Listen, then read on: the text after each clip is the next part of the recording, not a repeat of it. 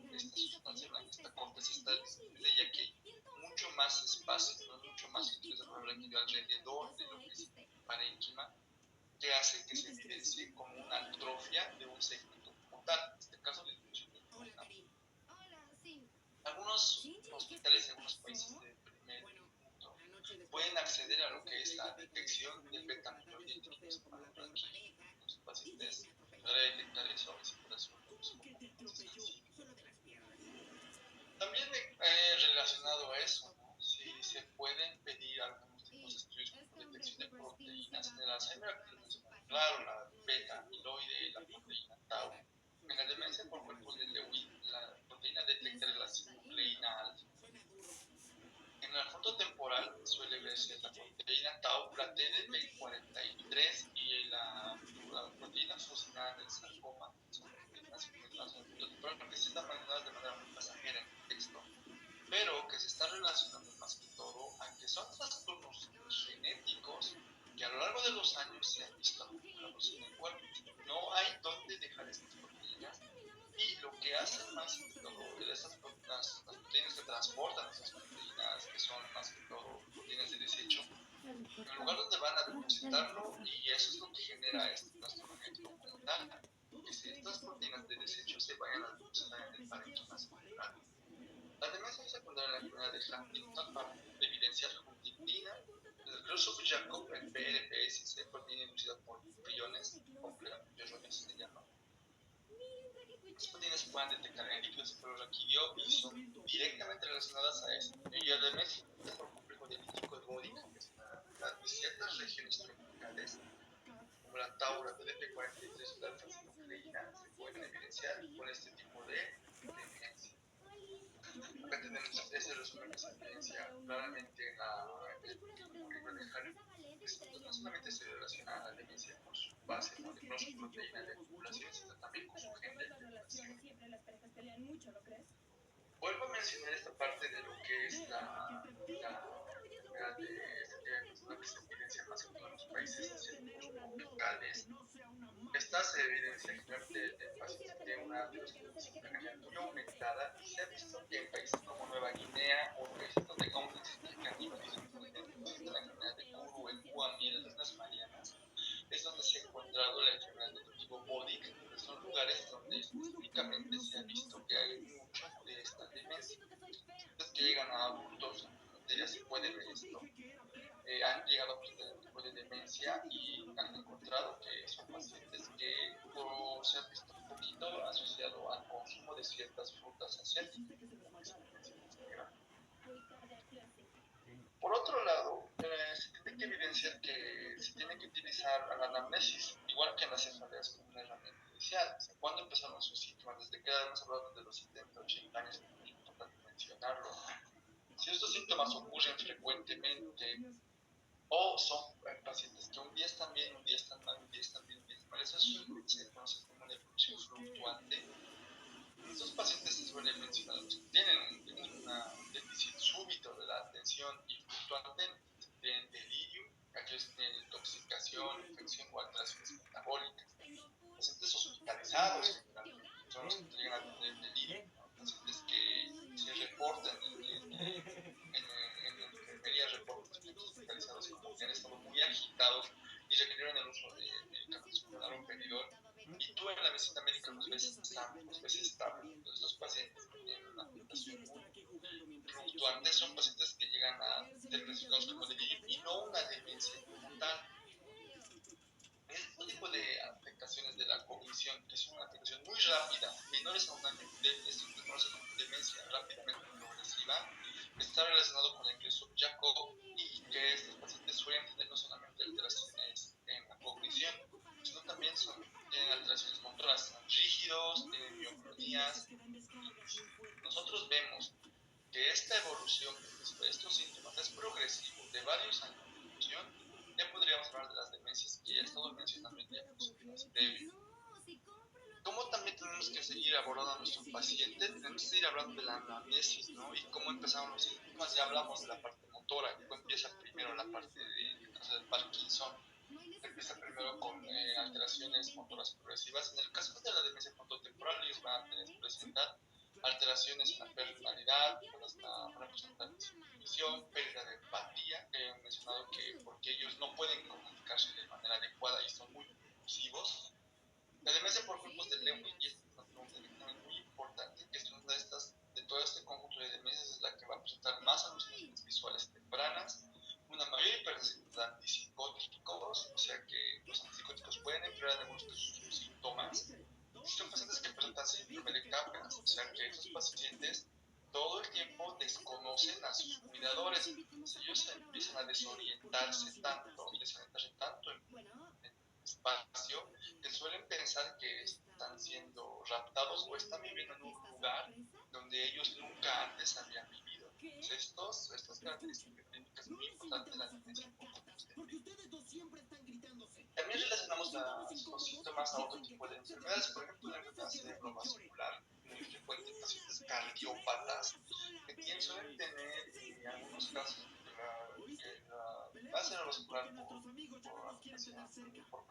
por cardioémbolos suele ser algunos que tienen émbolos muy grandes o muy chicos, o en todo caso pacientes que son hipertensos mal controlados, que suelen tener también eventos cerebrovasculares lacunares o hemorragias que se van todo el tiempo apareciendo y disminuyendo sin muchos síntomas. En todo caso, y en resumen, pacientes que tienen eventos cerebrovasculares múltiples suelen, al no tener una conducta adecuada de demencias vasculares muy importantes, pacientes que constantemente han tenido traumas craneoencefálicos, jugadores de fútbol americano, obreros, etcétera, que lleguen a tener una encefalopatía traumática crónica, hematomas oculares crónicos, como se puede ver en este gráfico, ¿no? Porque estos al tener una atrofia muy importante suelen tener este acúmulo de sangre por muchos años. Algunos pacientes que suelen tener mutaciones de alto riesgo, VIH, sífilis, que suelen tener infecciones oportunistas cerebrales silenciosas, que suelen manifestarse igual con alteración de lo que son las funciones cognitivas. Y el antecedente familiar importante, enfermedad de Huntington, Alzheimer, cuerpos de Lewy, que ya he mencionado que si estos pacientes han tenido sus abuelos y sus papás pueden hacer una característica genética importante de ser heredadas por estos pacientes. Aquí hay también algunas herramientas para hacer un diagnóstico adecuado. Aquellos pacientes en los cuales suelen tener convulsiones, suelen ser pacientes que pueden llegar a desarrollar más un Alzheimer a temprana edad, son pacientes que ya hemos visto en la clase del día de ayer, que pues, generalmente son pacientes que debutan en la niñez, debutan en la adolescencia. Ellos son pacientes que pueden llegar a tener más adelante Alzheimer. También algunos pacientes que presenten trastornos de la marcha, pacientes que lleguen a tener esta caminata que es la caminata con el apoyo más aumentado, ¿no? Pacientes que requieran, que tengan esto que se conoce como abasia, ¿no? Dificultad para mantener la base de sustentación, por eso caminan con piernas un poco más separadas, porque tienen la tendencia a caerse frecuentemente. Los pacientes que suelen tener demencia por cuerpos de Lewy o hidrocefalia normotensiva, siempre y cuando eso se asocie a alteraciones bacterianas. ¿A qué se llama esto de la hidrocefalia normotensiva? A pacientes que presentan un desequilibrio en el líquido cefalorraquídeo y empiezan a presentar un aumento de lo que es las cavidades ventriculares. Por otro lado, también tenemos que en nuestra valoración neurológica completa, ver si estos pacientes tienen algunas alteraciones motoras. Los pacientes que suelen tener temblor o caídas frecuentes, en la etapa final, o sea, muchos años después de que se ha instalado su alteración de la memoria, son los pacientes que tienen enfermedad de Alzheimer. O sea, la instauración de los síntomas motores suelen aparecer muchos años después de la aparición de la disminución de la memoria. Respecto a la demencia frontotemporal, al ser frontal, esto ocurre en las etapas iniciales. Los pacientes suelen ser rígidos, suelen tener parálisis de los motores oculares, suelen desarrollar enfermedad de motoneurona, atrofia, que son los miembros superiores. Respecto a la demencia por cuerpos de Lewy y los síntomas motores, los pacientes suelen tener temblor, bradicinezia, rigidez. En otro tipo de demencia tipo córtico basal, estos pacientes suelen tener, y menciona el libro también, un poco de mioclonías, distonías, fenómenos de miembro ajenos, suelen tener movimientos solamente como pareciéndose mucho a crisis epilépticas motoras de miembros superiores, pero los pacientes no suelen tener el fenómeno de lo que es la marcha jacksoniana, sino directamente todo el miembro como tal suele tener movimientos no controlados. Existe otro tipo de alteraciones motoras en la parálisis supranuclear progresiva, en la cual se puede evidenciar un déficit en la mirada vertical y caídas repetitivas. El Creutzfeldt-Jakob, como había mencionado, también tiene rigidez, una rigidez de todo el cuerpo como tal, y también proporciona indicaciones que no pueden comunicarse de una manera adecuada. Como nosotros hemos hablado de mucha rigidez, ahora la rigidez, ¿cómo la vamos a valorar dentro de lo que es el examen clínico? Y los pacientes suelen tener esto que he visto en semiología como el signo de la rueda dentada. Cuando le haces al paciente movimientos de flexión y extensión de la muñeca, te vas a dar cuenta que tiene mucha dificultad al momento de completar los arcos de movimiento, porque esta se va a ver como una rueda, o sea, como un movimiento continuo, como si fueran temblores. Y acá hay un resumen de lo que es toda esta parte de las demencias, por menciones que son así, como un síntoma inicial, con qué suele empezar, qué trastornos neuropsiquiátricos suelen evidenciarse y qué manifestaciones neurológicas suelen mostrarse. Entonces, acá hay que hacer mucho énfasis y recordar siempre que la enfermedad de Alzheimer empieza como amnesia, siempre va a empezar con amnesia, va a evolucionar a alteraciones de la memoria y más adelante en los estudios de imagen se va a evidenciar una atrofia de la corteza del hipocampo.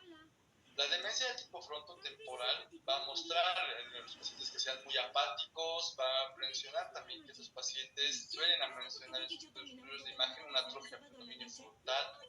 La demencia por cuerpos de Lewy suele evidenciar también alucinaciones visuales, trastornos del sueño, y que en el estudio de imagen suele evidenciarse con atrofia parietal posterior.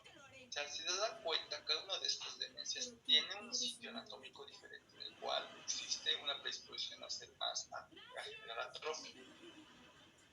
¿Qué se hace para una valoración inicial del paciente con demencia? Se realizan los mini mental tests, se realizan los estudios como el MOCA, no son referidos simplemente, no te muestran como tal ni cómo hacerlo, pero son estudios que se tienen que realizar por personas capacitadas, por neuropsicólogos, que suelen darte resultados. Y porque es importante realizar, no te voy a explicar en qué consiste eso, cómo se hace y los pasos que se toman en cuenta, sino por qué es importante realizarlo.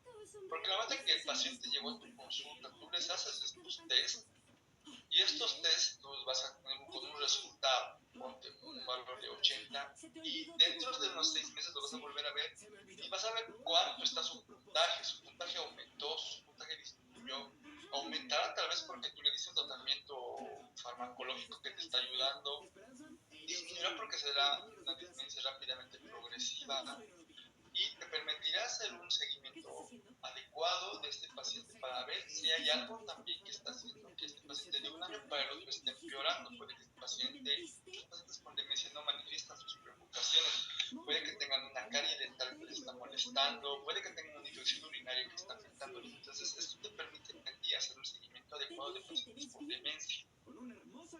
Dentro de los estudios de imagen existen pues algunos cosas que se van a poder encontrar, pero antes de pedir el estudio de imagen, la Asociación Americana de Neurología recomienda que no solamente los estudios de imagen, sino también tienes que pedir a sus pacientes biometría hemática, electrolitos, función tiroidea, concentración de vitamina B12, porque puede que estas cosas estén alteradas y el solo hecho que tú la corrijas va a hacer que este paciente recupere sus funciones cerebrales normales.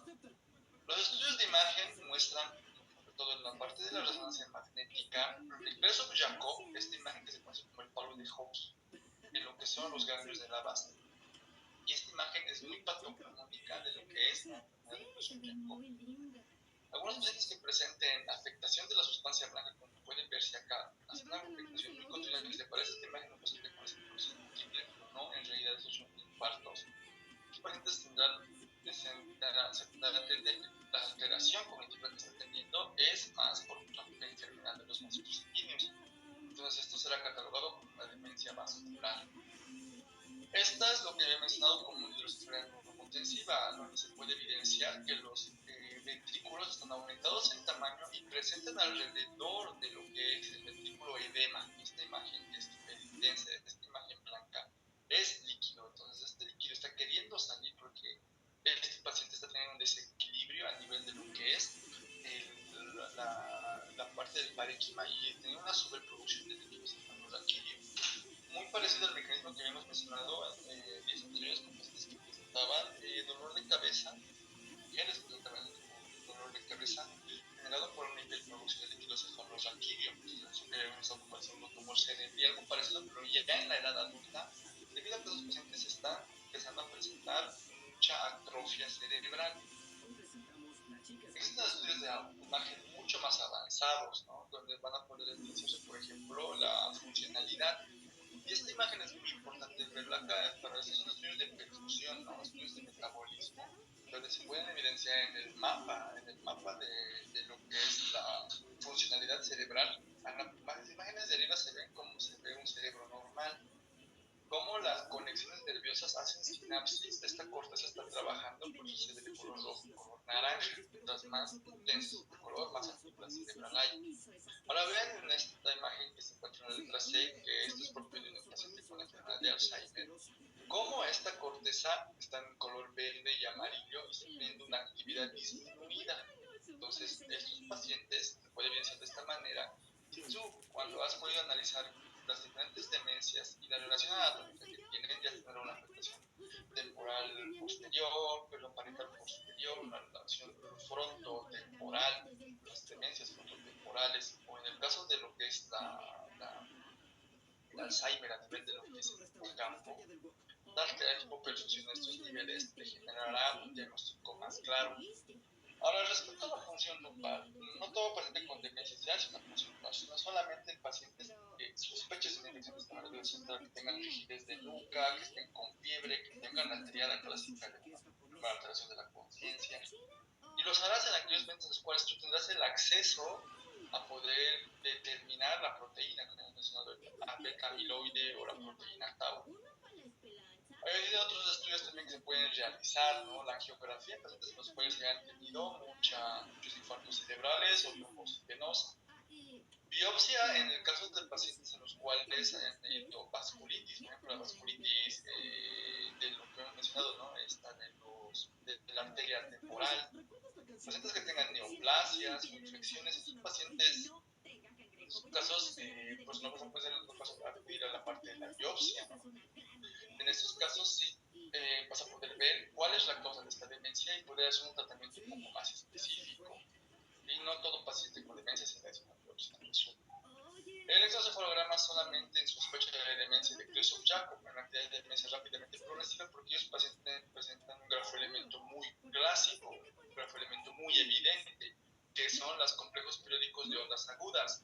Vale decir que se evidencian ondas agudas al momento, se evidencia descanso de lo que está en los complejos nerviosos, en otros, otra vez seguida de otras de ondas agudas, descanso y otras ondas agudas.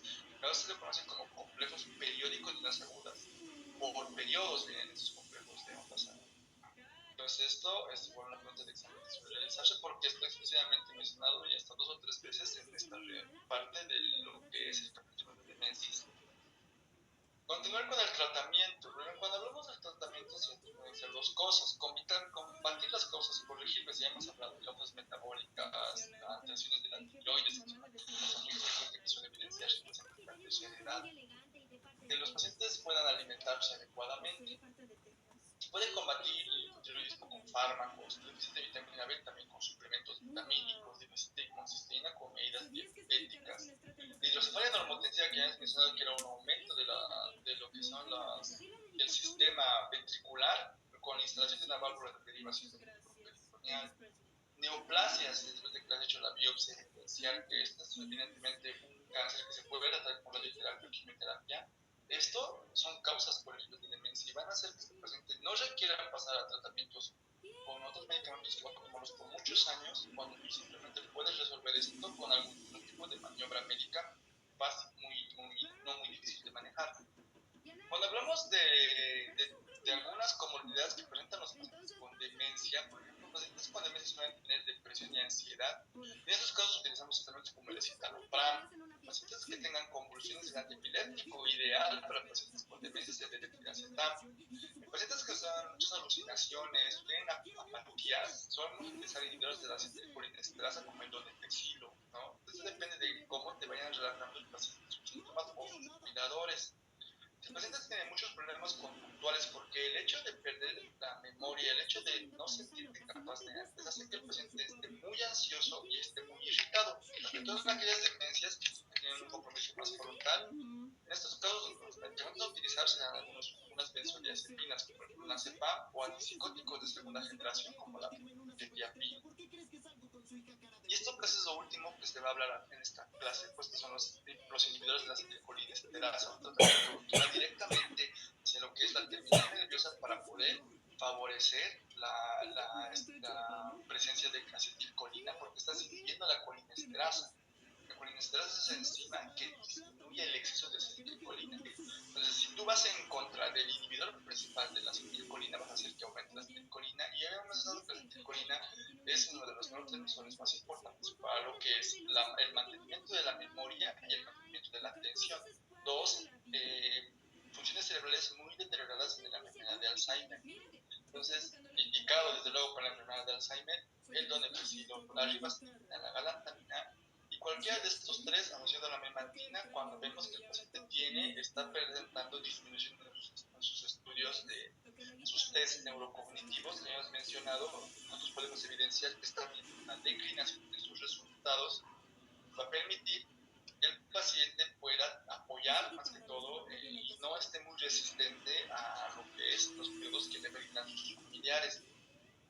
Son pacientes que están muy irritados, presentan muy poca atención, no pueden ayudar, les dices que colaboran en la alimentación, y al tener la atención disminuida no van a poder cumplir las órdenes simples que tú les das. Entonces, el darle la combinación de un nivel de la acetilcolinesterasa de mantina apoya que el paciente pueda colaborar con sus familiares. Y en el caso de la demencia por Parkinson, el que está recomendado de todos estos medicamentos es la ribastigmina. Bien, se puede ver entonces que el donepezil es una recomendación de clase 1, porque así ha sido descrito desde por lo menos unos 10 años hacia atrás. Estos son estudios que se han podido ver en por lo menos el primero que se menciona es 156 pacientes, en los cuales se ha podido evidenciar que ellos han mejorado en cuanto a sus test cognitivos y en cuanto a lo que era la pérdida de la memoria. Respecto al tratamiento no farmacológico, se tiene que tener en cuenta que estos pacientes requieren estrategias importantes, ¿sí? Se tiene que tratar de educar también a sus familiares para que estas personas también no entren en un trastorno ansioso depresivo, porque pues, el hecho de cuidar a una persona que es como un niño también te cuesta y puede generar trastornos emocionales. Por tanto, hay que también no solo tratar al paciente con la demencia, sino también al cuidador. Como conclusiones de este tema vamos a hablar pues, que el envejecimiento, el deterioro de la depresión y el deterioro cognitivo leve pueden denotar pérdida de memoria en las familias de evaluación. Por lo tanto, hay que hacer una valoración un poquito más a detalle. Y tener en cuenta que el delirio es algo que se puede corregir, la depresión es algo que se puede corregir. No todos los pacientes ancianos tienen demencia.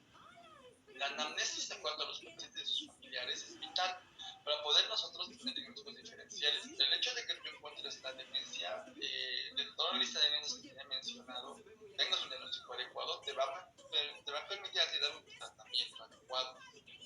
Todo paciente que te escucha de demencia necesita un estudio laboratorial completo, porque en más del 30% de estos pacientes suelen tener algo que se puede revertir. Y qué nada mejor que revertir estas cosas para que en realidad un paciente que se consideraba demente, un paciente que va a tomar mucho tiempo, va a ser una enfermedad que va a tomar muchos años que pueda recuperarse, que lo puedas considerar como una enfermedad de Alzheimer. No del todo, porque te das cuenta que con los laboratorios este paciente estaba anémico, estaba hipotiroideo, estaba hiponatrémico, entonces eso es lo que al final